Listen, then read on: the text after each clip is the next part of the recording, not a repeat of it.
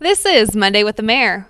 For WJTS, I'm Jurnee Davis. We're here in Rockport today with Mayor Gay Ann Harney. How are you doing? Just great. Thank you, Jurnee. And then we're here with the new police chief, Jason Overfield. How are you doing? I'm doing well. So tell us a little bit about your background here.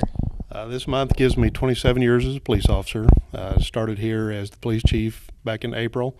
Retired from Vanderbilt County Sheriff's Office, and for the last 6 years, I was a railroad police officer up in Indianapolis, and had been an investigator with the state for Department of Transportation. Started my career as an officer over with Kentucky State Police. Decided to come back home, so here I am. Okay. And as police chief, you're kind of over many things, but are there any particular areas in Rockport that you feel you're going to be focusing on more? A lot of my focus is going to be on drugs. It's definitely a problem everywhere you go. We're not immune to it here in Rockport, so I think that's a really big focus, not just for me, but for all the law enforcement agencies. So I think that's my first and foremost focus. Okay. All right. Well, thank you. And then coming up this weekend, we also have Blues on the Rocks going on in Rockport. So tell us a little bit about how that started. Well, we have a big park, and there wasn't any events coming to the park, and so John Limp, he was on the park board at that time, and I believe it was the River City Basin Blues Society came together, and they decided that maybe it'd be a really good venue to hold a blues festival, and so that's when it started. Okay. All right. And then tell us a little bit about some of the interesting acts and stuff that are going to be taking place this year. Well, it's starting out at 2 o'clock with Beginner's Luck. Then we have Bosco France.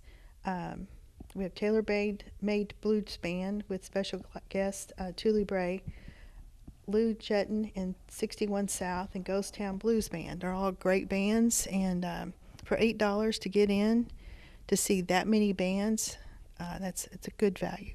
Yeah, definitely, especially here locally, not having to travel for that. So the concert and everything kind of kicks off at 2 p.m. What time do gates open? 12. Okay. It's at 12.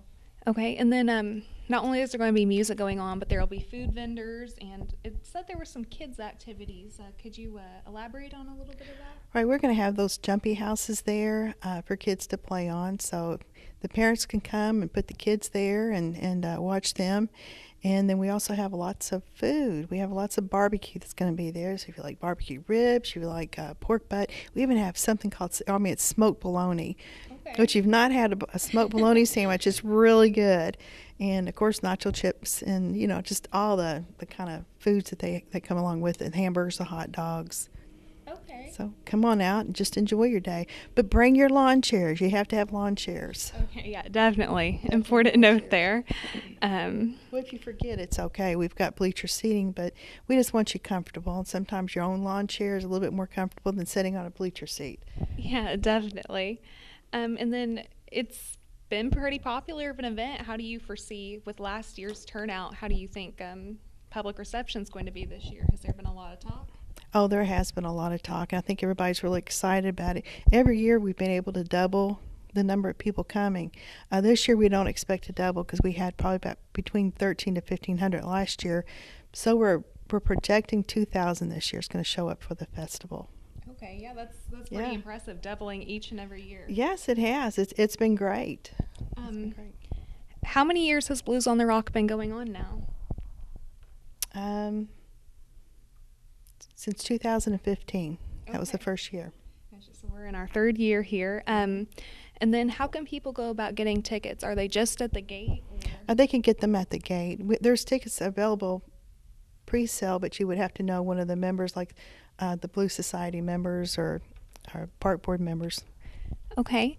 And for more information, what is a good website that they can visit? Well, you can go to the Evansville site, the www.evansvilleblues.com. Okay, and they'll have more information about the festival. Where the City of Rockport site has a little bit on it, but okay. I mean, really show up at 2 o'clock with $8. You can drive in and watch until midnight. Is there anything that people should know about parking for the event, or?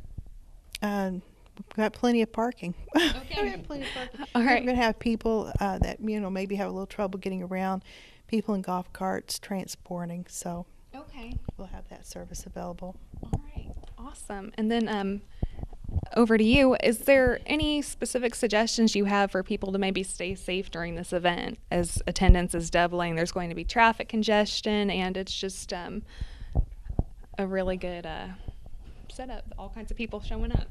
Well, I think it goes back to the saying, if you see something, say something.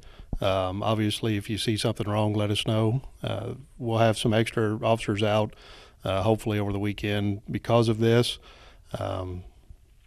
Again, just kind of bear with us with the traffic too, because if we've got 2,000 people showing up, there's going to be a lot of vehicles coming in and out. So we're going to do our best to make it as easy as possible, but just kind of bear with us.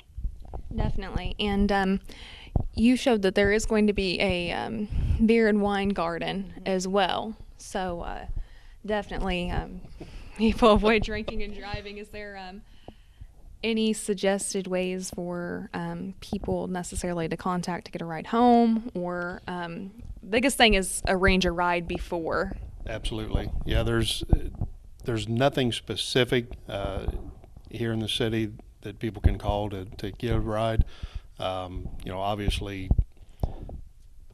taxis, I mean, it's going to be a little pricey, so I know a lot of people aren't going to want to use taxis, but it's a whole lot cheaper than getting a DUI, and it keeps people safe too. So, but like you said, the arrangements beforehand, that's probably our biggest thing. So absolutely no drinking and driving.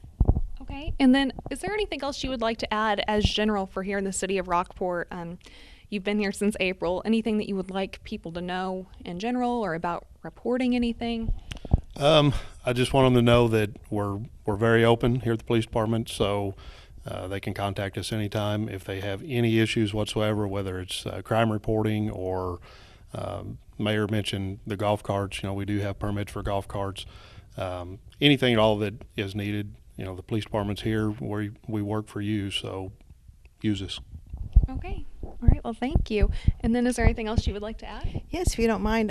Also going along with the Blues on the Rock, Tri-Kappa is having an art out. We've never had this before, and it's where the artists come with their canvases and they get them stamped, and then they have to go around the city or somewhere close and paint a picture. Then they bring it back to the city park, the community building that night. I believe it's at 4:00, and they get judged.